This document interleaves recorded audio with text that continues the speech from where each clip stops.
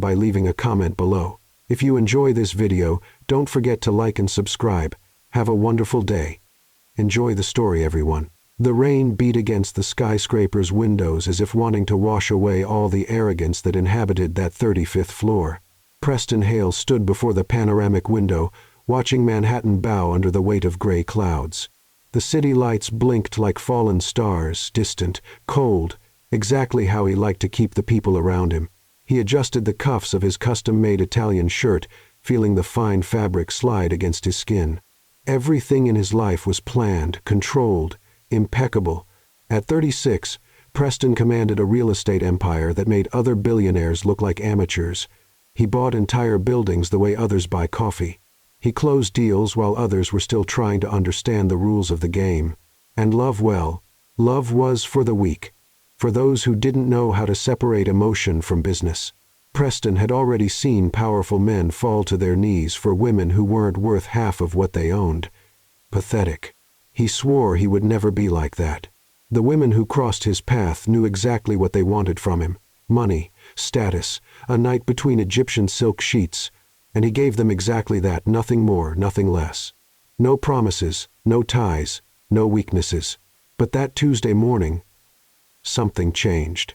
Preston needed a gift for an eccentric European client, a collector of first editions. His assistant suggested a small library in Havenbrook, an insignificant little town 2 hours from New York. They have a rare collection of classic literature, he'd said. Preston rolled his eyes. Going to a country town because of a book seemed like a waste of time, but the client was worth tens of millions, so he went. Havenbrook was everything he despised. Narrow cobblestone streets, old houses with wooden porches, people smiling at each other as if they'd been neighbors for generations. They probably were. The smell of fresh bread came from a bakery on the corner, mixed with the scent of leaves wet from the morning rain. He parked his black BMW in front of a red brick building with a discreet sign, Havenbrook Public Library. The door creaked when he pushed it, and the sound echoed through the place's absolute silence. That's when he saw her. Malene Carter had her back turned, organizing books on a tall shelf. She wore a simple navy blue cotton dress without any luxury, without any pretension. Her brown hair was pulled back in a loose bun, with some rebellious strands falling over her neck. She was stretching on her tiptoes to reach the highest shelf, and for a moment Preston found himself watching the delicate, almost childlike movement of that gesture. She hadn't noticed him yet. Preston cleared his throat. Maddie turned quickly, almost dropping a book. Her eyes, brown, deep, frighteningly sincere, met his, and something strange happened. She didn't smile with interest. She didn't fix her hair. She didn't try to impress him.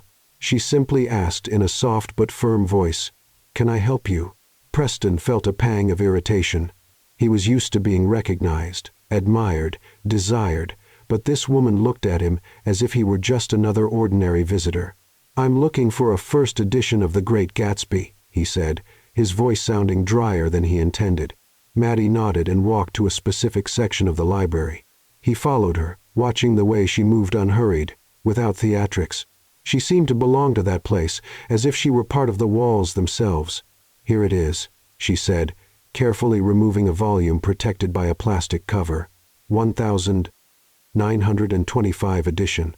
One of the few original copies still in good condition. She handed him the book with the same care she would hold something sacred. Preston took the volume. His fingers brushed against hers for a fraction of a second. Maddie pulled her hand back quickly, as if she'd been burned. "Do you read, Fitzgerald?" he asked. More out of curiosity than politeness. "I read everything," she replied with a shy smile. "It's an advantage of working here. I can travel anywhere without leaving this room." Preston raised an eyebrow. "Traveling through books? Isn't that kind of limited?" Maddie lifted her chin, and he noticed a spark of defiance in her eyes. "Depends on what you consider limited. I prefer the vastness of imagination to the prison of arrogance." He laughed a short, surprised laugh. No one talked to him like that. No one dared. "Touché," he murmured. There was a silence.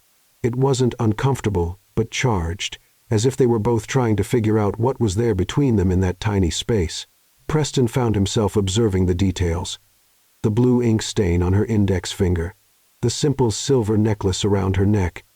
the way she bit her lower lip when she was thoughtful. "Are you a virgin?" he asked, suddenly, without thinking, with a challenging smile on his lips. Maddie froze. Her cheeks turned red, and she took a step back. That's none of your business." Preston realized his mistake in the same instant. He had crossed a line, but instead of apologizing, he just watched her, fascinated by the way she defended herself, as if protecting something precious. "You're right," he said, his voice dropping a tone. "I'm sorry. That was inappropriate." Maddie took a deep breath, regaining her composure. "If you're taking the book, I need to register the sale." He nodded and followed her to the counter. As she filled out the paperwork, Preston couldn't stop looking at her. There was something there, something he couldn't name, a purity he had never seen, a silent strength that disarmed him. When she handed him the receipt, their fingers touched again. This time, neither pulled away immediately. "Thank you," he said, holding the book. "You're welcome," she replied, but didn't smile. Preston left the library with the strange feeling that he had left something behind. He got in the car, placed the book on the seat beside him, and started the engine. But before leaving, he looked in the rearview mirror. Maddie was standing at the door, watching him, and for the first time in years, Preston Hale didn't know what to do. 3 weeks had passed since that encounter at the library, but Preston couldn't get her out of his head. He tried, God knows he tried. He dove into complex negotiations, closed million-dollar deals, had dinner with models who appeared on magazine covers, but nothing worked. In the middle of important meetings, he found himself thinking about Maddie's brown eyes, about the way she had challenged him without fear, about the softness of that voice that sounded like a forgotten melody. This was ridiculous. He was Preston Hale. He didn't get obsessed with women, especially not with a small-town librarian who probably didn't even know how much one of his watches cost. But the obsession remained, stubborn as a scar that refused to fade. That's when the invitation arrived, a charity event at the Metropolitan Museum of Art, organized by one of New York's leading cultural foundations. Preston normally ignored this kind of thing. Social events were just showcases of hypocrisy, where the rich pretended to care about causes while flaunting their jewelry and designer clothes. But this time, something made him accept. Maybe it was boredom. Maybe it was the restlessness that had taken hold of him in recent weeks. Or maybe it was fate preparing the next move on the board. The night of the event arrived with a cold autumn breeze. The museum was stunning, illuminated by crystal chandeliers that made the works of art shine like treasures kept in a sacred temple. Men in tuxedos and women in haute couture dresses circulated among champagne glasses and empty conversations. Preston wore an impeccable black suit, custom-made by an Italian tailor. He had the posture of someone who knew he was being watched and liked it. He took a glass of champagne from a passing tray and walked toward the main hall, greeting acquaintances with brief nods and calculated smiles. Everything was predictable. Everything was controlled until he saw her. Preston stopped in the middle of the hall. The glass nearly slipped from his hand. Maddie was on the other side of the room, next to an ancient Greek sculpture. She wore a simple wine-red dress without sparkle, without extravagance, but it fell over her body in a way that took his breath away. Her hair, previously pulled back in a messy bun, now fell loose over her shoulders in soft waves, framing her delicate face. She wasn't wearing expensive jewelry, just the same silver necklace Preston had noticed at the library, and yet she shone brighter than any woman there. Maddie held a glass of red wine but didn't drink. She observed the paintings around her with an expression of genuine fascination, as if she were in a secret sanctuary.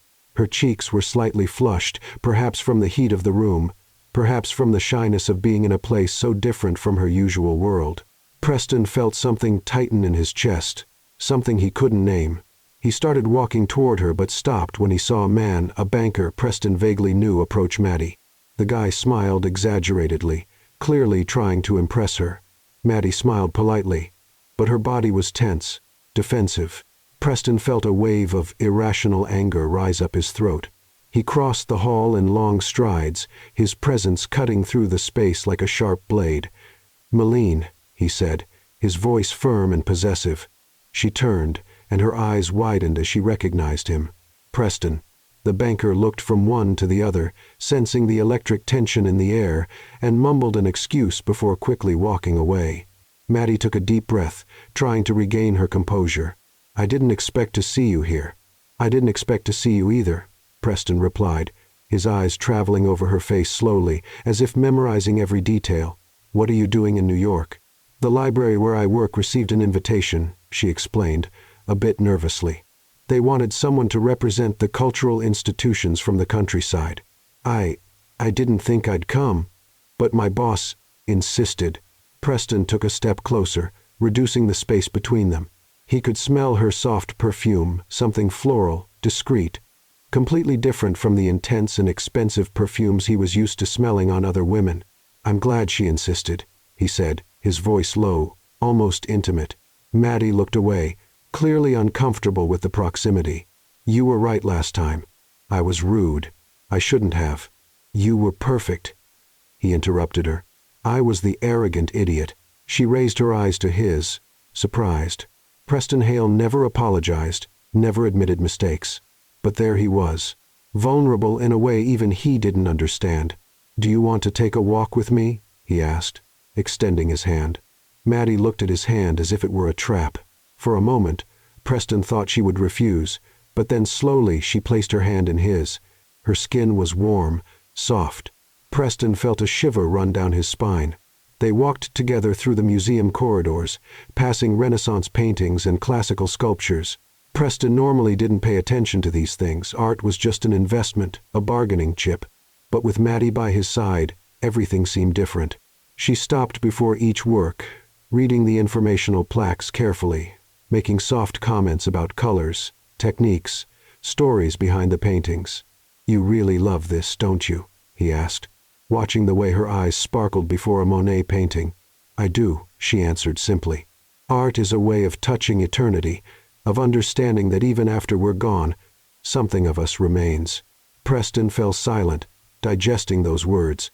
He had never thought of legacy that way. For him, legacy was money, power, buildings with his name engraved on bronze plaques. But maybe there was something more. They reached an isolated balcony overlooking Central Park.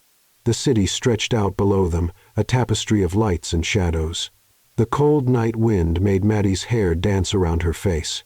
Preston turned to her, and suddenly the world seemed to shrink until only the two of them existed. "You scare me," he confessed, his voice low. Maddie blinked, confused. "What do you mean?" "You make me feel things I swore I'd never feel," he said, taking another step toward her. "You make me question everything, Preston." He didn't let her finish. His hands rose to her face, his thumbs caressing her cheeks with a gentleness he didn't know he possessed. And then, without asking permission, without thinking about the consequences, he kissed her. The kiss was impulsive, intense, desperate. Their lips met with a hunger Preston didn't know existed inside him. Maddie was motionless for a second, frozen, shocked, but then slowly she began to respond. Her hands rose to his chest, gripping the fabric of his jacket as if she needed something to hold on to. The taste of her lips was sweet, intoxicating. Preston deepened the kiss, pulling her closer, feeling her body mold to his in a way that felt right, as if they were two pieces that finally fit together. When they finally separated, both were breathless. Maddie looked at him with wide eyes, flushed cheeks, swollen lips. I need to go," she whispered, her voice trembling. "Maddie, please, I need to think." And then she ran off, leaving Preston alone on the balcony with the taste of her still on his lips and his heart beating irregularly.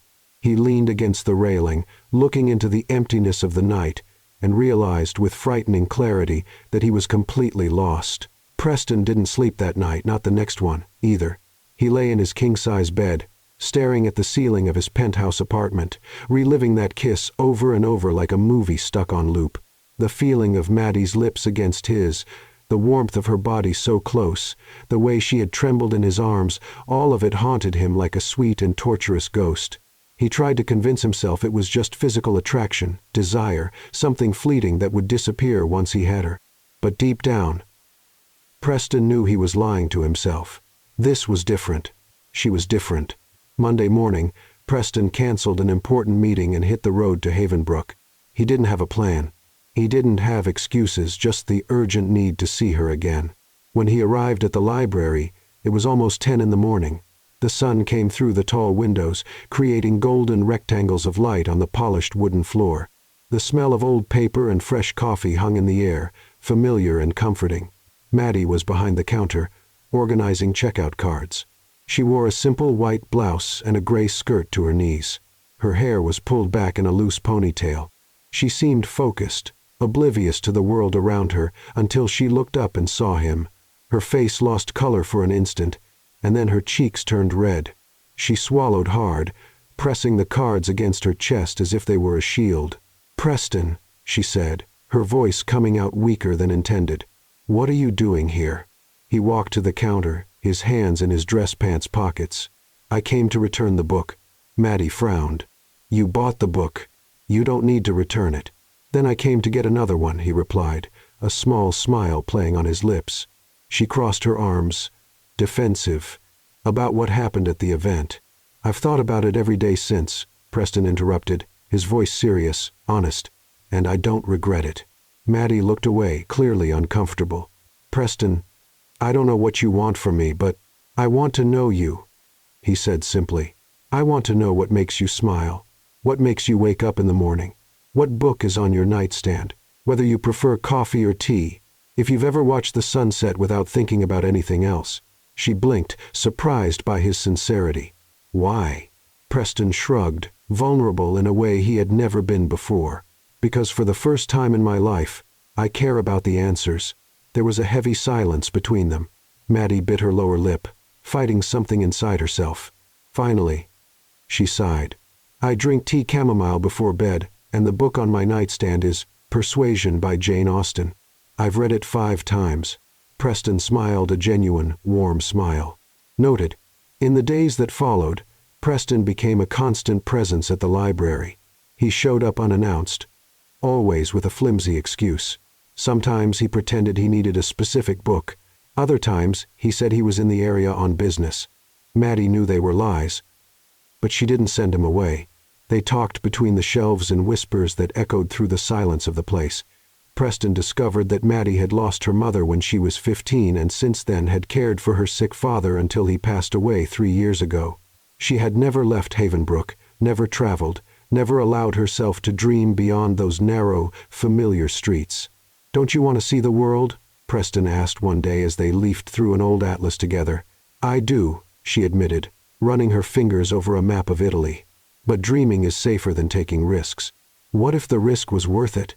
Maddie raised her eyes to his, and Preston saw fear there, but he also saw curiosity, hope. "Maybe someday I'll find out," she whispered. Preston started sending flowers, not extravagant bouquets that screamed money, but simple and delicate arrangements. White daisies, yellow tulips, pink roses. Each delivery came with a handwritten note in his firm and elegant handwriting. "You are the most beautiful silence I've ever found. I thought of you today. Actually, I think of you every day. You make me want to be better than I am."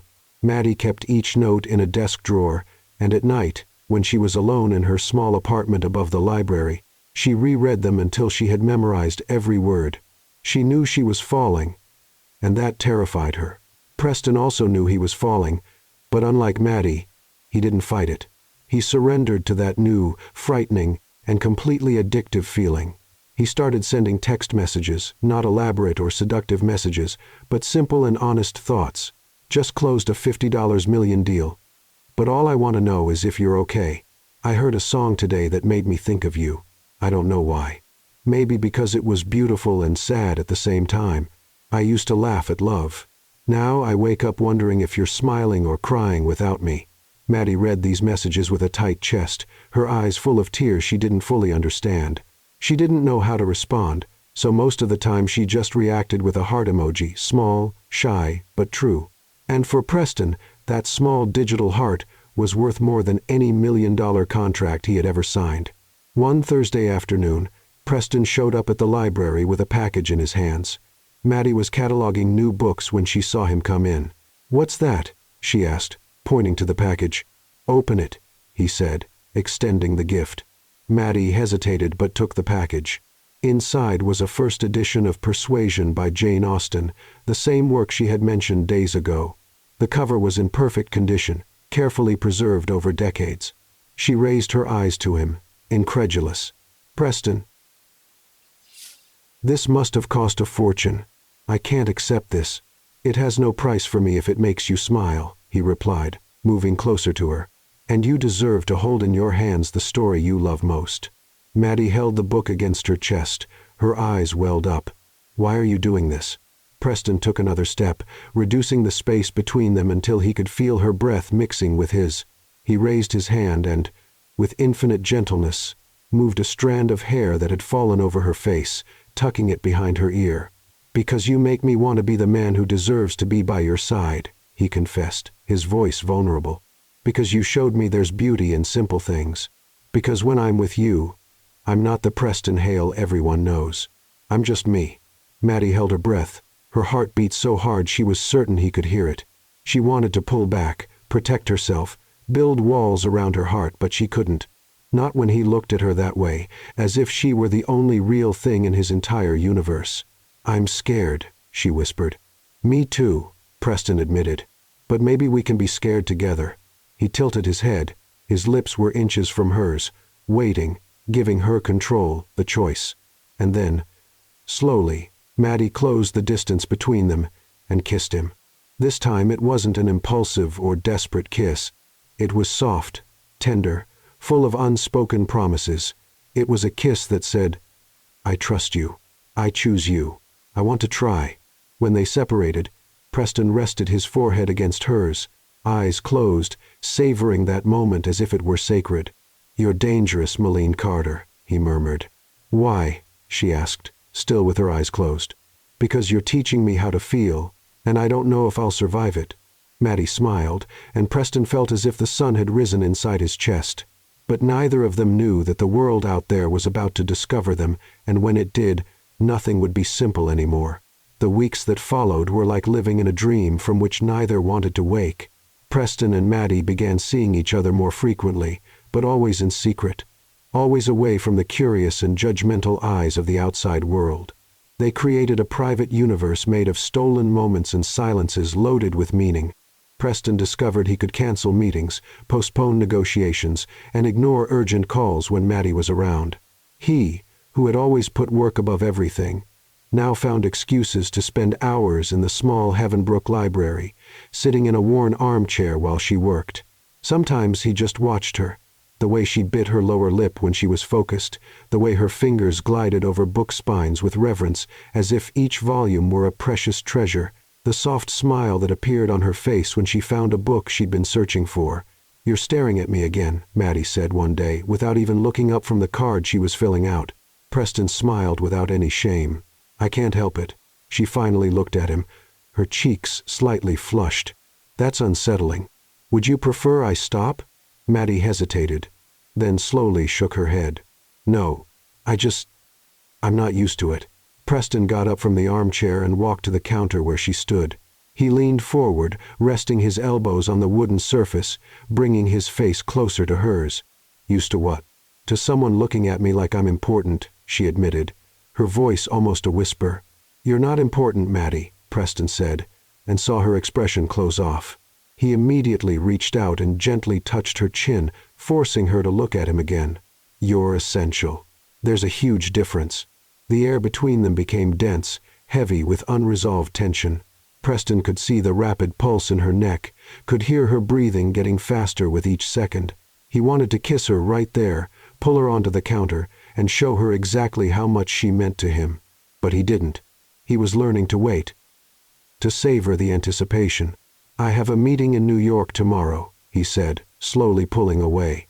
"But I'll be back Friday. Have dinner with me." Maddie blinked, surprised. "Dinner where?" "At my place. I'll cook for you." She laughed a soft, incredulous sound. "You cook?" "Preston Hale, the billionaire who probably has 3 personal chefs?" "4, actually," he corrected with a mischievous smile. "But I fired them all. I want to make something for you with my own hands." Maddie watched him for a long moment, looking for signs of teasing, but all she saw was raw sincerity. "Okay," she agreed, still somewhat suspicious. "But if you poison the food, I'm going to haunt you." Preston laughed. The sound echoed through the empty library. "Noted. Friday night." Preston sent a car to pick up Maddie. She protested, saying she could drive, but he insisted. When she arrived at his property, a modern house of glass and steel nestled among the mountains an hour from Havenbrook, she was speechless. The house was spectacular but not ostentatious. Large windows overlooked a wooded valley. The decor was minimalist, with touches of warmth here and there. A wool throw tossed over the sofa, books stacked on a side table, a lit fireplace casting dancing shadows on the walls. Preston waited for her at the entrance, wearing dark jeans and a gray shirt with the sleeves rolled up to his elbows. He was barefoot. Maddie had never seen him so human. "Welcome," he said, extending his hand. Maddie placed her hand in his, feeling the familiar warmth that always came with his touch. "Your house is beautiful." "It is now," he replied, pulling her inside. He had actually cooked. The table was simply set. White plates, silver utensils, 2 wine glasses, lit candles creating an intimate and welcoming atmosphere. The aroma of garlic, herbs, and something baking in the oven filled the air. "I hope you like pasta," Preston said, pulling out the chair for her to sit. "I love it," Maddie replied, still trying to process the fact that Preston Hale was personally serving her. Dinner was surprisingly delicious. They talked about everything and nothing. Childhood, forgotten dreams, secret fears. Preston told her about the pressure of growing up in a wealthy family, where affection was currency and love was a sign of weakness. Maddie spoke about the loneliness of losing her parents young, about how books had become her family. "Sometimes I feel like I've lived 1,000 lives through the pages," she said, swirling her wine glass between her fingers. "But I've never lived my own." Preston reached across the table and intertwined his fingers with hers. "Then let's live together. Yours, mine, all of them." After dinner, they sat on the sofa in front of the fireplace. Preston put on a soft playlist, instrumental jazz that filled the silences without invading. Maddie sat beside him, her feet tucked under her body, holding a wine glass. "Can I ask you a question?" she said suddenly. "Any question." "Why me?" "You could have any woman you wanted. Models, actresses, heiresses. Why choose a small-town librarian who doesn't even know how to wear high heels?" Preston turned to her. There was something intense in his eyes. He took her glass and placed it on the table along with his. Then he took her hands in his. "Because all those women wanted the Preston Hale who appears in magazines. They wanted the money, the power, the status. But you saw the man behind all of that. You challenged me, made me laugh, made me think, and for the first time in my life, I didn't have to pretend to be something else." He raised his hand and caressed her face, his thumb tracing the line from her cheek to her chin. "You make me want to be real, Maddie. And that's rarer than any fortune I own." Maddie felt tears sting her eyes. "I don't know if I'm strong enough for your world." "You're stronger than you think," he said, leaning closer. "And I'll be by your side always." Their faces were so close now that she could feel his breath mixing with hers. Her heartbeat was irregular, wild. She could see every detail. The small lines around his eyes, the shadow of stubble, the intensity of the gaze that undressed her without removing a piece of clothing. "Preston," she whispered, not quite sure what she was asking for. "Say the word and I'll stop," he murmured, his lips brushing against hers. "Say it and I'll never touch you again." But Maddie said nothing. Instead, she closed the small distance between them and kissed him. The kiss started soft, almost hesitant, but quickly transformed into something deeper, more urgent. Preston's hands rose to her hair, his fingers tangled in the loose strands as he pulled her closer. Maddie let out a small moan, and that sound nearly made Preston lose all the control he was maintaining. He gently laid her down on the sofa, covering her body with his, but being careful not to crush her. His hands explored with reverence the contour of her waist, the curve of her hip, the soft skin of her neck. Each touch drew sighs from her that set him on fire inside. "Maddie," he gasped against her lips. "If you want to stop, tell me now, because in a minute I won't be able to." She looked into his eyes. There was desire there, but there was also fear. "I don't want to stop," she whispered. "But I've never—" Preston froze, understanding immediately. He brushed a strand of hair from her face. His eyes were soft and full of tenderness. "It doesn't have to be today. It doesn't have to be tomorrow. When you're ready, I'll be here." Maddie felt a wave of relief and gratitude. You're not disappointed?" Preston smiled and kissed her forehead with infinite affection. "I'm in love. And that's much more important than anything else." They stayed there, intertwined on the sofa, exchanging slow kisses and gentle caresses until the first lights of morning began to paint the sky. And that night, without either of them needing to say it out loud, both knew there was no going back. They had surrendered completely to each other. 2 weeks had passed since that night at Preston's house, and something had changed between them. It wasn't just the intensity of feelings. It was certainty, the silent conviction that what they shared was real, deep, and absolutely inevitable. Preston canceled international trips, rescheduled important commitments, and delegated responsibilities he had previously considered non-transferable. His partners began asking questions, but he didn't care. For the first time in his life, there was someone more important than business. Maddie had changed too. She smiled more, laughed easily. Her co-workers noticed the new sparkle in her eyes, the lightness in her steps. She was allowing herself to dream, allowing herself to believe that maybe, just maybe, she deserved to be happy. On a rainy Friday in November, Preston showed up at the library just before closing. Maddie was alone, organizing the last books of the day. When she heard the door open and saw who it was, her heart skipped a beat. "I thought you were in Boston," she said, setting the books down on the table. "I was," Preston replied, walking toward her with determined steps. "But I decided there was a much more important place I should be." He stopped in front of her, and Maddie saw something different in his eyes, a determination, an urgency that made her hold her breath. "Get your coat." "But what?" "Why?" "Because I want to show you something, and I won't take no for an answer." Maddie laughed, shaking her head in surrender. "You're impossible. And you love me for it," he teased with a smile. She felt her heart skip a beat. It was the first time the word love had appeared between them, even indirectly.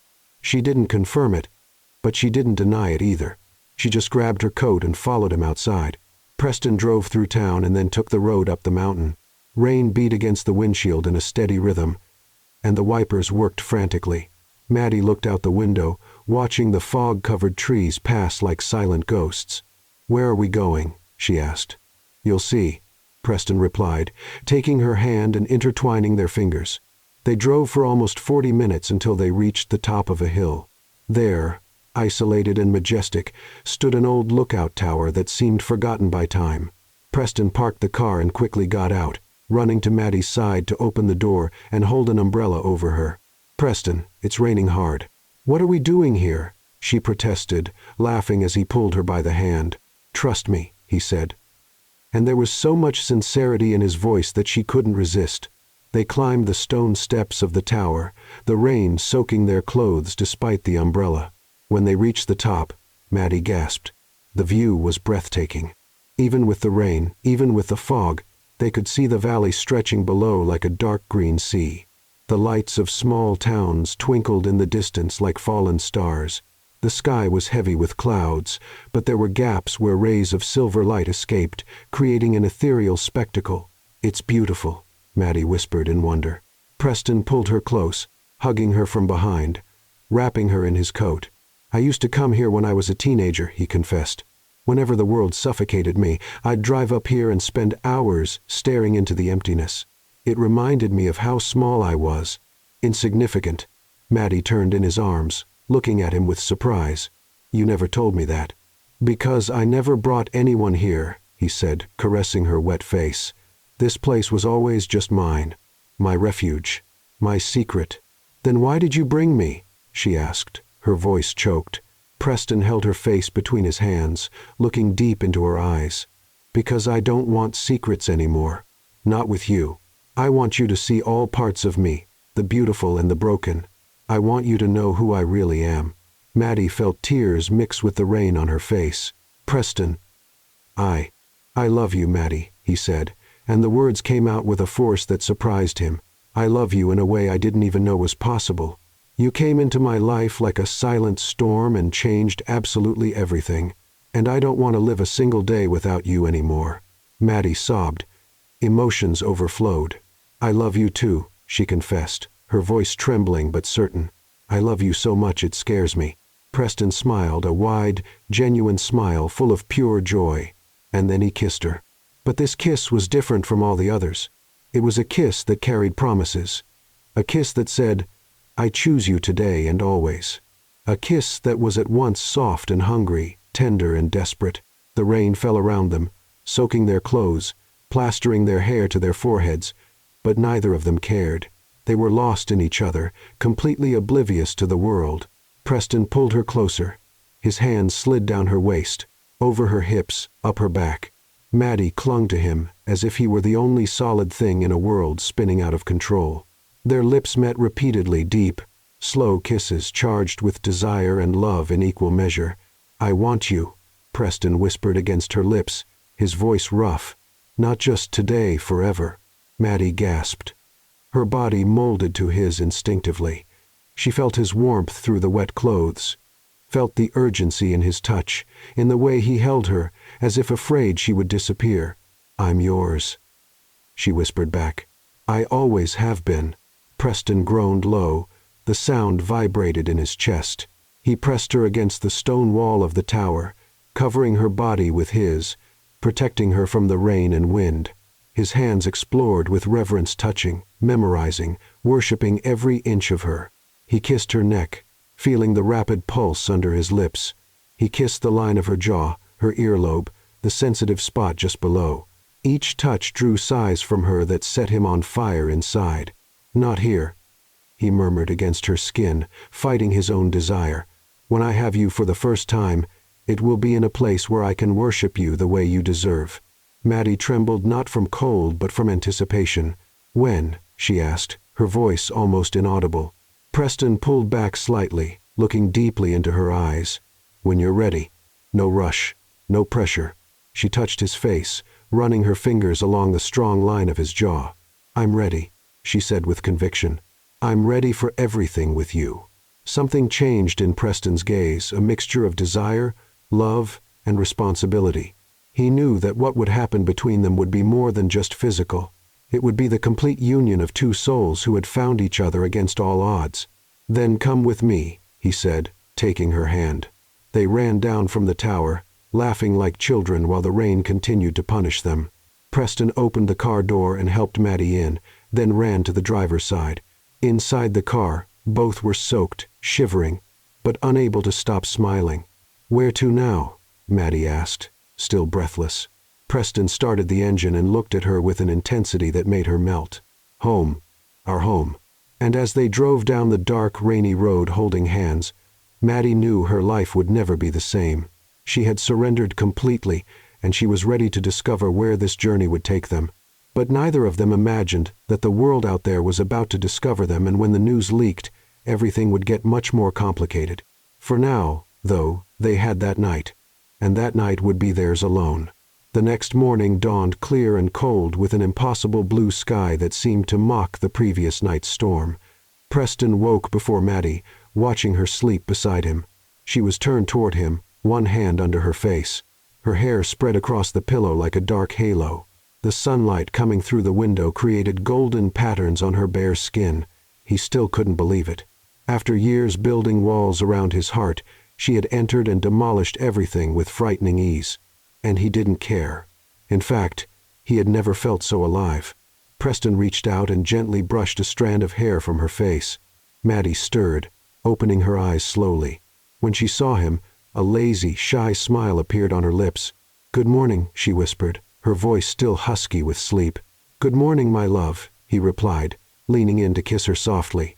They stayed there for a few more minutes, lost in their own world, oblivious to what was about to happen outside. It was Preston's phone that broke the bubble of peace. It rang insistently on the nightstand, vibrating with an urgency that couldn't be ignored. Preston frowned and picked up the device. There were 17 missed calls from his press secretary. "This isn't good," he murmured, sitting up in bed. Before he could return the call, the phone rang again. He answered. "Mark." "What? Where the hell are you?" The secretary's voice exploded from the other end. "Have you seen the news?" "What news?" Preston asked. A chill ran down his spine. "Check your email now." Preston opened the laptop on the dresser and accessed his inbox. The first email contained links to various gossip sites and tabloids. He clicked on the first one and felt his blood run cold. The headline screamed, "Billionaire Preston Hale caught in secret romance with small-town librarian." Below were photos of him and Maddie at the observation tower kissing in the rain, photos of them leaving the library together, photos of him holding her hand as they walked through the streets of Havenbrook. "Shit," Preston hissed. Maddie sat up beside him, pulling the sheet to cover her body. "What's wrong?"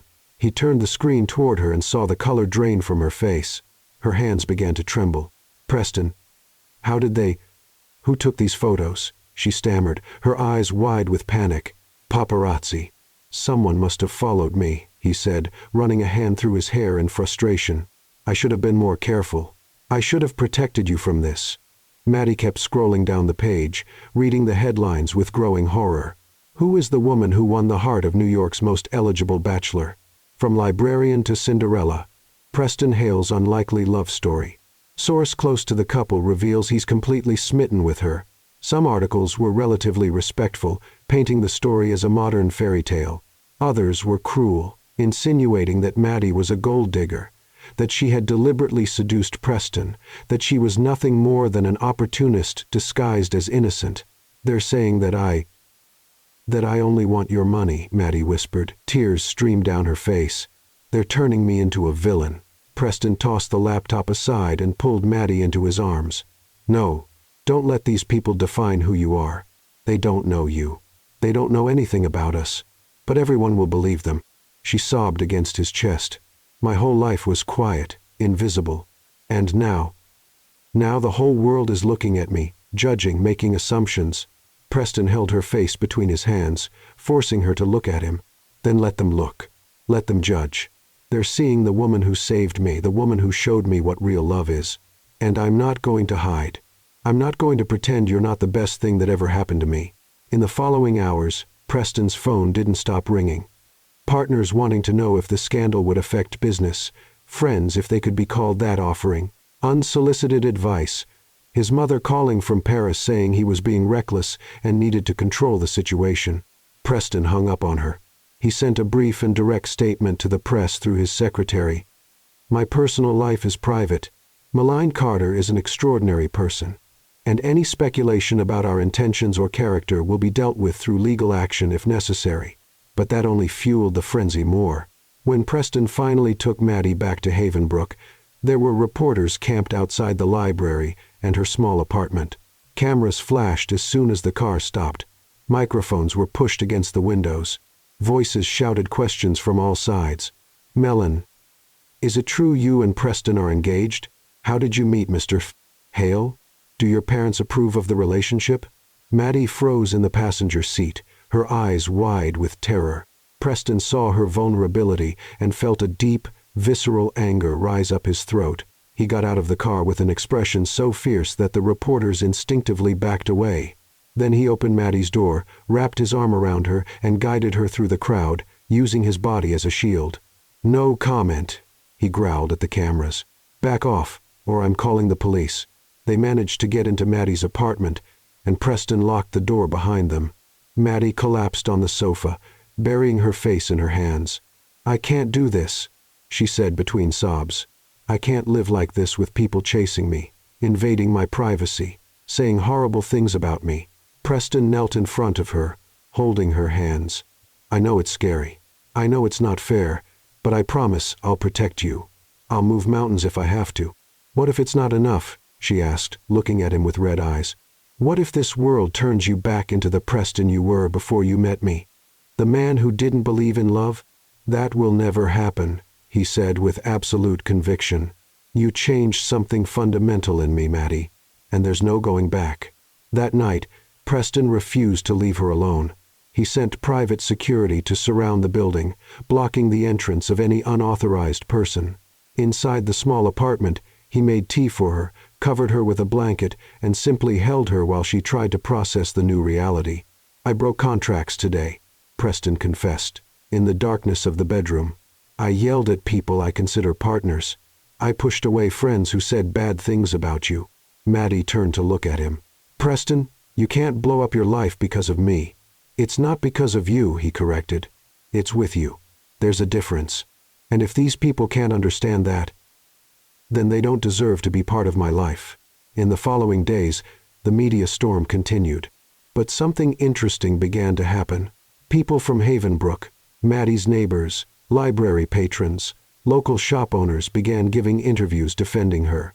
They talked about her kindness, her volunteer work in the community, how she had helped children learn to read for free. The narrative began to shift. Suddenly it was no longer gold-digging librarian. It was simple, kind woman who won the billionaire's heart, and Preston made sure to feed that narrative. He began appearing publicly with Maddie. He took her to dinners at high-end restaurants, where he held her hand on the table without caring who was watching. They walked through Central Park, his arm around her, kissing her forehead while cameras clicked in the distance. In a quick interview given at the door of a charity event, when a reporter asked if he had anything to say about the relationship, Preston stopped, looked directly at the camera, and said, "Let them look. They're seeing the woman who saved me." The clip went viral. Within 48 hours it was on every news site, on every social media platform, and public opinion began to turn in their favor. But not everything was rosy. Preston's old acquaintances began appearing, giving interviews insinuating that he was fickle, that he would soon tire of Maddie. Business partners expressed concern that he was too distracted to lead the company. And through it all, Maddie struggled to stay strong. One night, lying together in her bedroom, Preston felt her silent tears wet his chest. "I love you so much it scares me sometimes," he whispered, echoing words she had said before. "But I'd rather lose everything trying than give up now." Maddie raised her face to look at him. "You'll never lose me," she promised. "I just need to learn to be strong enough for this world." "You already are," Preston said, kissing her forehead. "You just need to believe it." And as the city slept outside, they held each other tighter, knowing the battle wasn't over yet. But as long as they were together, no judgment from the world could break them. 3 weeks had passed since news of the relationship had leaked. The media storm had begun to calm down, transforming into genuine curiosity, and to Maddie's surprise, even support. People seemed fascinated by the story, the ruthless billionaire who found redemption in the arms of a simple, sincere woman. Preston had made a decision. He wanted to take Maddie away from it all, even if temporarily. He wanted a place where they could simply be without invasive stares, without hidden cameras, without judgments. He owned a seaside house on the coast of Maine, an isolated refuge that few knew about. It was a place he escaped to when the weight of the world became unbearable, and now he wanted to share it with her. A vacation? Maddie repeated incredulously when he suggested it. "Preston, I can't just abandon my work for a week." "I already talked to your boss," he said with a mischievous smile. She agreed. "Said you deserve a break after everything you've been through." Maddie shook her head, laughing. "You're impossible, and you love me for it," he teased, pulling her into a kiss. 2 days later they were on the road. Preston drove his sports car along the coast with the windows open and the salty smell of the sea filling the interior. Maddie had her feet up on the dashboard, her hair flying in the wind, and for the first time in weeks she was smiling without reservation. The house was spectacular, but in a completely different way from the mountain residence. Built of light, wood, and glass, it nestled over the rocks, as if it were part of the landscape itself. The sound of waves breaking against the cliffs was constant, hypnotic, comforting. "Preston, this is incredible," Maddie whispered, standing on the deck that opened directly to the ocean. He hugged her from behind, resting his chin on top of her head. "Welcome to our little piece of paradise." They spent the first few days just existing together. Beach walks at dawn with bare feet sinking into the cold sand, afternoons reading side by side on the deck with shared blankets and cups of hot chocolate, evenings preparing simple dinners together, laughing when Preston burned something or when Maddie spilled sauce on the floor. It was simple, it was perfect. And with each day the tension between them grew, not an uncomfortable tension, but a delicious anticipation, a constant awareness of the desire pulsing just below the surface. On the 4th night, after a candle-lit dinner on the deck, Preston and Maddie sat in silence watching the ocean under the moonlight. The air was charged with something unspoken, something inevitable. Preston turned to her. Maddie saw in his eyes everything he felt. Love, desire, reverence, need.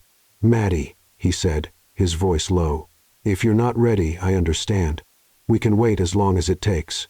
But I need you to know, I've never wanted anyone the way I want you." Maddie felt her heart race. She knew this moment would come, and for the first time she didn't feel fear.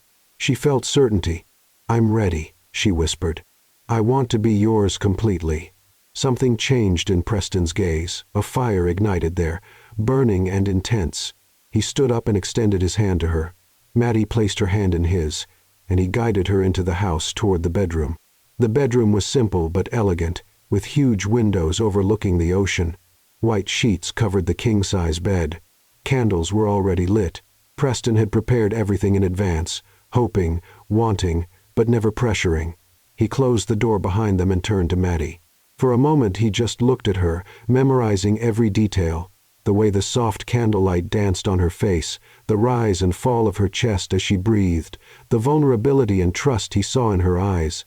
"You're the most beautiful thing I've ever seen," he said, approaching slowly. Preston raised his hand and touched her face with infinite delicacy. His thumb traced the line of her cheek, descending to her lips. Maddie closed her eyes, leaning into the touch. He kissed her, then a soft, exploratory kiss full of promises. His hands slid down her arms to hold her hands, intertwining their fingers. He pulled her closer until their bodies touched, and Maddie felt his warmth through their clothes. The kiss deepened, became more urgent. Preston's hands rose up her back, exploring the curve of her spine, the softness of the skin under her blouse. Maddie let out a trembling sigh, and that sound nearly undid his control. "May I?" he asked, his fingers playing with the first button of her blouse. "Yes," she whispered. He pressed and undid each button with torturous slowness, revealing her skin inch by inch. He kissed every exposed part, her collarbone, the space between her breasts, the line of her stomach. Maddie trembled under the touches. Her hands gripped his shoulders to stay standing. When the blouse finally fell to the floor, Preston pulled back slightly to look at her. Maddie stood there in a simple white lace bra, her cheeks flushed, her lips swollen from kisses. "Perfect," he murmured. "You're absolutely perfect." Maddie, gathering courage, brought her hands to his shirt and began to unbutton it. Her hands trembled slightly, but Preston didn't rush. He let her explore at her own pace. When his shirt fell, Maddie placed her hands on his bare chest, feeling the muscles under the skin, his heart beating fast. She leaned in and kissed the center of his chest, and Preston groaned low. He lifted her in his arms. Maddie gave a small cry of surprise and carried her to the bed, laying her gently on the white sheets. He positioned himself over her, being careful not to crush her with his weight. "If at any point you want to stop, tell me," he whispered, looking deep into her eyes. "Promise?" "I promise," she replied, touching his face tenderly. Preston kissed her again, this time with more passion. His hands explored every inch of her, the curve of her waist, the softness of her hips, the soft skin of her thighs. Each touch drew sighs and low moans that set him on fire. He removed her bra carefully, and then stopped just to admire her. Maddie felt the urge to cover herself, but the way he looked at her with absolute adoration made her feel beautiful, desired, precious. "You're everything, Maddie," he murmured, his voice thick with emotion. "Let me show you." And then he showed her with gentle touches, burning kisses, whispers of love between caresses. Preston worshipped her with a patience and reverence that made her cry, not from pain or fear, but from pure and overwhelming love. When they finally joined, Maddie held her breath. There was a moment of discomfort, but Preston stopped immediately, kissing her tears, murmuring words of comfort. "Are you okay?" he asked, his voice tense from the effort to control himself. "I am," she whispered, wrapping her legs around him. "Don't stop. Please don't stop." And he didn't stop. They moved together in an ancient and sacred dance, their bodies finding a perfect rhythm, low moans mixed with whispers of love. Maddie's hands gripped his back, her nails leaving red marks on his skin. "You make me want to be better," Preston whispered, his forehead pressed against hers, eyes closed from intense pleasure. "You complete me, Maddie." When they finally reached climax together, it was as if the world stopped. They clung to each other, trembling, breathless, completely lost in the intensity of the moment. Afterward, lying among rumpled sheets, Preston wrapped her in his arms, pulling her to rest against his chest. Maddie absent-mindedly caressed his chest, feeling his still racing heart under her palm. Preston played with strands of her hair, wrapping them around his fingers, kissing her forehead repeatedly with infinite tenderness. "I love you," he whispered in the darkness, "more than words can express." "I love you too," Maddie replied, nestling closer. "Forever." The afterglow was silent, full of affection and contentment. The sound of the waves outside was like a lullaby, and there in that seaside refuge, with the world outside forgotten, they had become one and nothing would ever be able to separate them. The return to reality was more brutal than either of them had imagined. The week by the sea had been a dream, a perfect pause in the chaos of their lives. But as soon as Preston's car crossed the New York City limits, the magic began to dissipate, replaced by the suffocating pressure of the real world. Preston had accumulated meetings, urgent decisions that could no longer wait, and partners visibly irritated with his extended absence. Maddie returned to Havenbrook only to discover that the library was being harassed by journalists, searching for any crumb of information about the romance of the century. They tried to maintain normalcy. Preston drove to Havenbrook whenever he could, sometimes staying only a few hours before having to return for unavoidable commitments. Maddie visited New York on weekends, staying at his apartment, trying to get used to the excessive luxury that still made her uncomfortable. But the cracks began to appear. It all started when Isabella Montlaire reappeared. Isabella was everything Maddie wasn't. A French heiress of stunning beauty with platinum blonde hair, a sculpted body, and a confidence that bordered on arrogance. She and Preston had had an affair years ago, nothing serious, just casual encounters when convenient for both. But Isabella had never really gotten over Preston, and now, seeing him in love with another woman, she decided it was time to get him back. The first time Maddie saw her was at a gala event Preston had convinced her to attend. Maddie wore a simple but elegant navy blue dress with a discreet neckline and perfect fit. She felt out of place among diamonds and haute couture gowns, but Preston held her hand firmly, whispering words of encouragement in her ear. That's when Isabella approached. She glided through the hall like an elegant serpent, her blood-red dress clinging to her body like a second skin, her ice-blue eyes fixed on Preston with an intimacy that made Maddie's stomach sink. "Preston, darling," Isabella purred, completely ignoring Maddie. "It's been so long. Have you been avoiding me?" Preston tensed beside Maddie but maintained his composure. "Isabella, I didn't know you were in town."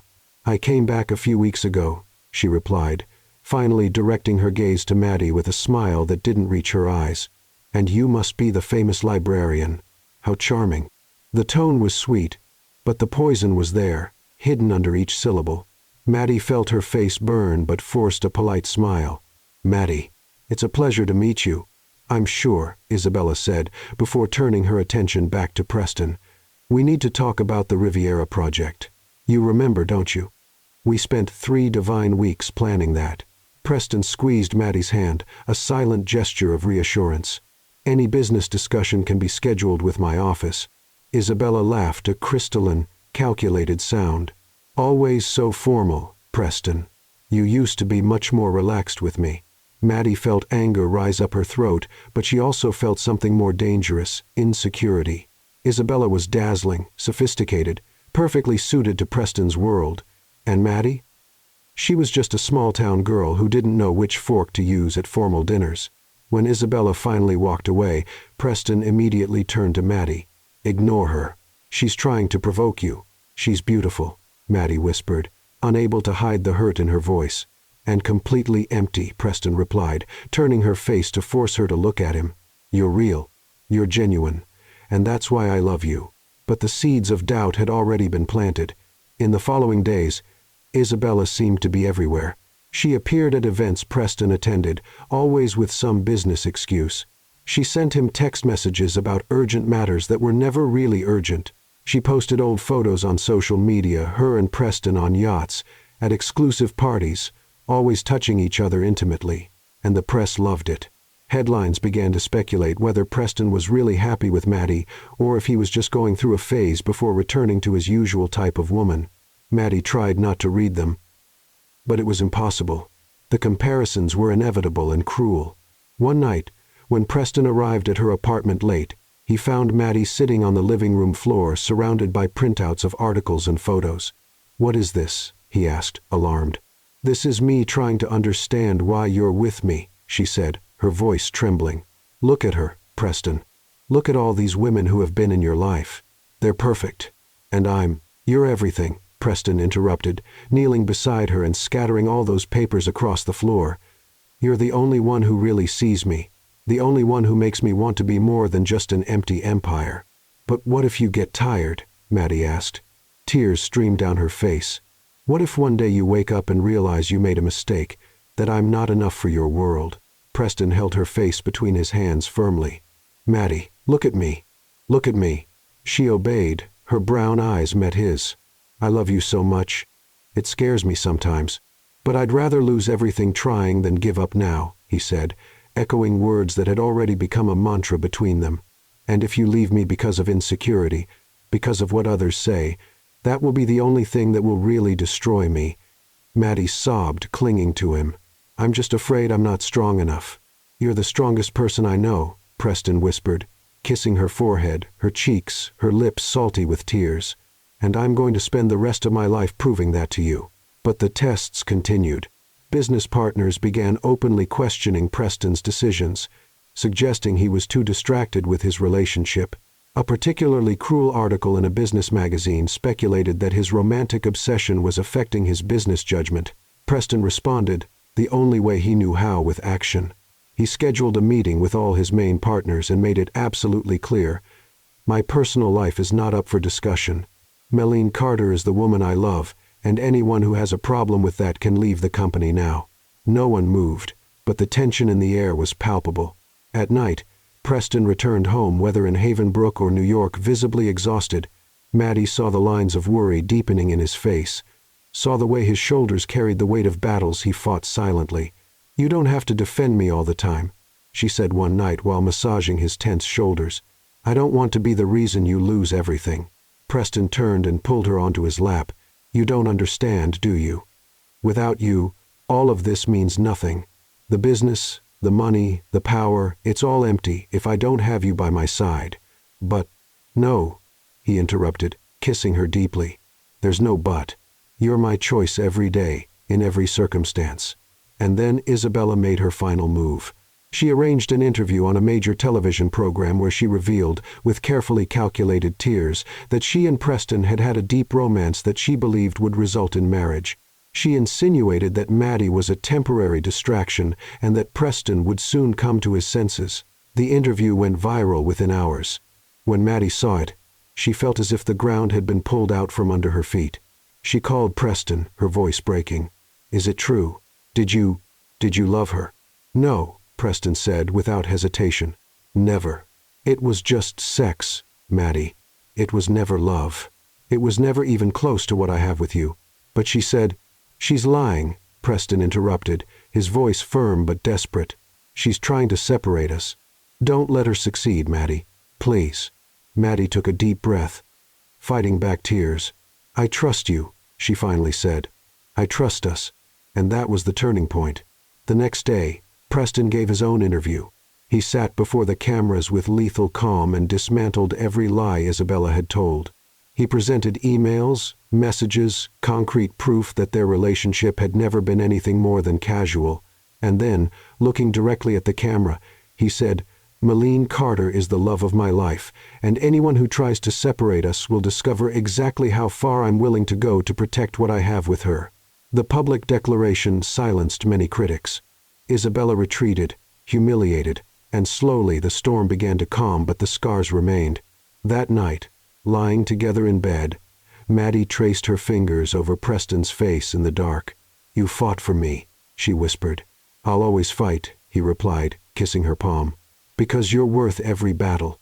And in that moment, Maddie knew that no matter how many storms were still to come, as long as they had each other, they would survive. March arrived with an unexpected coldness, as if winter itself refused to give way to spring. Preston sat in his office on the 40th floor, looking at the city through the panoramic windows but not really seeing anything. His mind was miles away in a small library in Havenbrook, where Maddie was probably organizing books with that gentle smile he loved so much.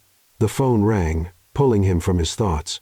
It was Marcus Chen, his vice president, and one of the few true friends he had.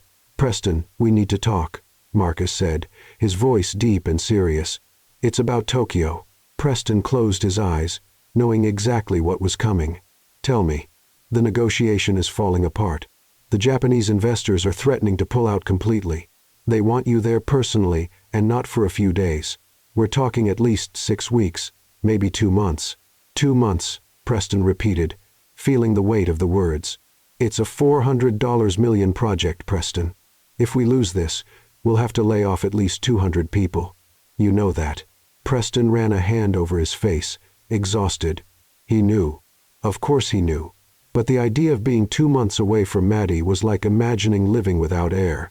"When do I need to be there?" he asked, his voice resigned. "Tomorrow." "Tomorrow?" "I know," Marcus interrupted gently. "But we don't have a choice. The company needs you. 200 families need you." Preston hung up the phone and sat in silence for long minutes. Then he grabbed his car keys and left without saying a word to anyone. 2 hours later he was in Havenbrook, entering the library just before closing. Maddie was alone, putting away the last books of the day. When she saw Preston, her face lit up with that smile that always made his heart race. "Preston, I didn't know you were coming today," she said, walking to him and rising on her tiptoes to kiss him.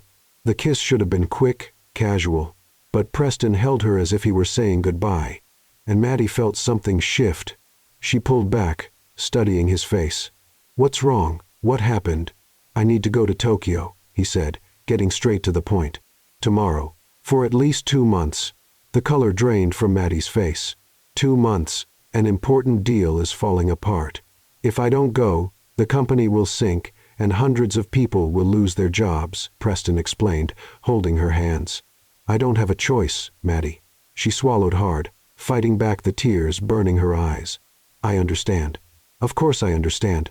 It's your job, your responsibility." "Come with me," Preston said suddenly, his voice desperate.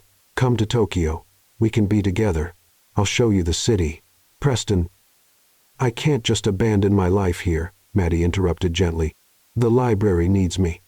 And I can't live in your shadow, following you around the world without having my own purpose." Preston knew she was right. But that didn't make the situation any less painful. "Then we'll make it work long distance," he said, pulling her into a tight hug. "Video calls every day, messages anytime, and I'll come back as soon as possible." Maddie clung to him, burying her face in his chest. "I'm going to miss you so much." "Me too," he whispered, kissing the top of her head. "But this doesn't change anything between us. You understand?" "Nothing." They spent that night together in her apartment, making love with desperate intensity, as if they wanted to engrave every touch, every moan, every whisper in their memory. And when morning came, both had red eyes and heavy hearts. Preston left at noon. Maddie stood on the sidewalk, watching the car disappear around the bend in the road, feeling as if a part of her had gone away with him. The first few weeks were torturous. Preston kept his promise. He called every day, sometimes 2 or 3 times. They talked about everything.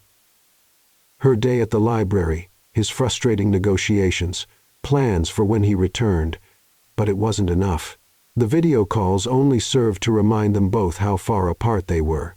Maddie began to feel the emptiness in ways she didn't expect. The bed seemed too big. The silence of the apartment was deafening. She found herself picking up the phone to send him a message only to realize he was sleeping because of the time difference. Preston, meanwhile, buried himself in work. 16-hour meetings, exhausting negotiations, business dinners that stretched into the early hours. But when he finally arrived at the empty hotel, loneliness consumed him. He slept with his phone beside him, waiting for Maddie to wake up so they could talk, even if just for a few minutes. It was during the 5th week that everything changed. Preston was in a particularly difficult meeting when he received an urgent call from Marcus. He left the room irritated. "What is it?" "You need to see this," Marcus said, sending a link. Preston opened it. It was an article from a Havenbrook newspaper. The headline read, "Local library faces closure due to lack of funds." Preston's heart sank as he read. The small library where Maddie worked was on the brink of financial collapse. Without sufficient municipal funding and with accumulated debts, the city council had voted for closure in 60 days. He immediately called Maddie. "Why didn't you tell me?" he demanded as soon as she answered. There was a long pause. "How did you know?" "That doesn't matter. Why didn't you tell me, Maddie?" Because you already have enough problems. And because this isn't your responsibility," she said, her voice tired. "What do you mean it's not my responsibility?" "You're my responsibility. Your world is my responsibility," Preston practically shouted, running a hand through his hair in frustration. "Preston, I can't come running to you every time I have a problem," Maddie replied, and he could hear the tears in her voice. "I need to learn to deal with things on my own." "Why? Why do you have to do everything alone?" "Because eventually you might not be there," she exploded. And then there was silence.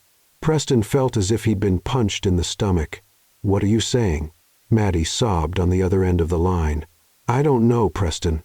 I don't know if I can do this. Being away from you for so long, feeling like our life is always taking a back seat to work, to the company, to crises. I love you so much. But—" "No," Preston interrupted, his voice trembling. "Don't say but, Maddie, please. I just need some time to think," she whispered. "To figure out who I am without you constantly saving me." And then she hung up. Preston stood in the middle of the hotel corridor, the phone still in his hand, feeling the world crumble around him. He didn't sleep that night, not the next one either. He functioned on autopilot. Meetings, signatures, decisions. But inside, he was broken. It was Marcus who finally confronted him. "Man, you look like a zombie. What's going on?" "I think I lost her," Preston said, his voice empty. "Then what are you doing here?" Marcus asked, as if the answer were obvious. Preston blinked. "I have responsibilities. The deal is practically closed. You know that. The Japanese are happy. The contracts are being drafted. You're here out of stubbornness, not necessity." Preston looked at his friend. The truth of those words finally penetrated. "So go," Marcus said, pushing him toward the door. "Go get the woman you love before it's too late." Preston didn't need more convincing. He caught the first flight to New York. 18 hours later, dirty, exhausted, unshaven, and with red eyes, Preston knocked on Maddie's apartment door at 3 in the morning. Maddie opened the door, shocked. She also looked like she'd spent nights without sleep. Swollen eyes, messy hair, wrapped in an old robe. "Preston, what are you?" He entered, took her face between his hands, and kissed her with desperation, with love, with promise. When they separated, both were crying. "You're my home, Maddie," he said, his voice broken. "There's no world where I live without you. I don't care about Tokyo, about business, about any of it. If I have to choose between the Empire and you, I choose you. I'll always choose you." Maddie sobbed, clinging to him. "I'm sorry. I was scared of not being strong enough, of always needing you." "You're the strongest person I know," Preston interrupted, kissing her forehead, her cheeks, her lips. "And there's no shame in needing someone. I need you too desperately." They made love that night, slower, deeper, more tender than ever before, as if it were the first time again, as if they were rediscovering each other, reconnecting, healing. Afterward, lying among tangled sheets, Preston played with strands of her hair. "I solved the library problem," he said softly. Maddie raised her head, surprised. "How?" "I created an anonymous donation fund. The library won't just stay open, it'll have resources for expansion, new books, community programs, everything." Tears streamed down Maddie's face. "Preston, you don't need to thank me. You gave me true purpose, showed me that money means something when it's used to create meaning," he said, pulling her closer. "And I'm never going to stay away like that again. I'll find ways to balance, to be present. I'll be better too," Maddie promised. "I'll stop being afraid. I'll trust more." Preston smiled and kissed her deeply. "We'll figure it out together." And that night, in the silence of the room, they made a silent promise. They would never again allow distance to separate them, because what they had was too rare, too precious, too real to let slip away. 6 months had passed since that night when Preston returned from Tokyo, And everything changed not dramatically or suddenly, but with the smoothness of transforming seasons, inevitable, natural, perfect. Preston completely reorganized his life. He promoted Marcus to co-CEO, dividing responsibilities and delegating with a confidence he didn't possess before. He bought a property between New York and Havenbrook, a middle ground where both could live without completely sacrificing their worlds. The house was smaller than his other residences, but it had something the others never had. Warmth. Huge windows that let the light in, a complete library for Maddie, a fireplace where they spent nights reading together. Maddie also changed. She accepted a position as regional director of libraries, a role that allowed her to travel, influence cultural policies, and make a difference on a larger scale. Preston encouraged her every step of the way, attending her presentations, celebrating each victory as if it were his own. They learned to dance together, not perfectly, but authentically. They learned that love wasn't about never fighting, but about always finding each other on the other side of the argument. They learned that vulnerability wasn't weakness, but the purest form of courage. And then, on a warm September afternoon, Preston took Maddie back to that observation tower where everything had changed between them. The sun was setting, painting the sky with shades of orange, pink, and purple. The valley below stretched out like a tapestry of gold and green. The wind blew gently, bringing the smell of wet earth and dry leaves. "Why did we come back here?" Maddie asked, smiling as Preston guided her to the same place where they had kissed months ago. Preston didn't respond immediately. Instead, he took her hands in his, looking deep into her eyes, with an intensity that made her hold her breath. "Because it was here that I realized I couldn't live without you," he said, his voice firm but loaded with emotion. "It was here that you became mine forever, even before I had the courage to admit it." Maddie felt tears burn her eyes. "Preston," and then he knelt. The world seemed to stop. The wind, the birds, even Maddie's heartbeat, everything froze in that moment, suspended in time. Preston took a small velvet box from his pocket. When he opened it, Maddie gasped. The ring was simple but absolutely perfect. A dark blue sapphire surrounded by small diamonds, set in white gold. It wasn't ostentatious. It was her. "Malene Carter," Preston began, and his voice trembled slightly. "You came into my life like a silent storm and changed absolutely everything. You taught me that wealth isn't in bank accounts, but in stolen moments. You showed me that power isn't controlling everything, but having the courage to surrender. You gave me something I never knew. I needed a home. Not a place, but a person. You." Tears flowed freely down Maddie's face now. She covered her mouth with her hands, unable to form words. "I don't promise it will be easy. I don't promise perfection. But I promise, I'll wake up every day and choose you. I'll fight for us. I'll love you on the good days and hold you on the bad ones. I'll be your safe harbor when the world is too cruel, and your biggest cheerleader when you want to fly." He continued, his own voice breaking. "So, Maddie, will you marry me?" Maddie couldn't speak. She just nodded, frantically sobbing, laughing, and crying at the same time. "I need to hear you say it," Preston said, smiling through his own tears. "Yes," she finally exclaimed. "Yes, yes, 1,000 times yes." Preston slid the ring onto her finger and stood up, pulling her into a deep, passionate kiss full of promises. They kissed as the sun set behind them, bathing them in golden light, as if the universe itself were blessing that moment. The wedding took place 3 months later in December, in an intimate seaside ceremony at the main house. There weren't hundreds of guests. There was no press. There was no ostentation, just the people who truly mattered. A few close friends, dear colleagues, and Marcus as best man. Maddie wore a simple white silk dress with long sleeves and a discreet neckline. Her hair was loose, wavy from the salty wind, with small white flowers woven through the strands. She was barefoot in the sand exactly as she wanted. Preston wore a light gray suit, also barefoot, his eyes fixed on her as if nothing else in the world existed. When the officiant asked if he accepted Malene as his wife, Preston answered with a firm voice, "I do forever." And when they asked Maddie, she looked at Preston with a smile that shone brighter than the sun around them and said, "I do in every lifetime." The kiss that sealed the marriage was soft, tender, full of silent promises that only they understood. Life after the wedding was different from what Maddie had imagined.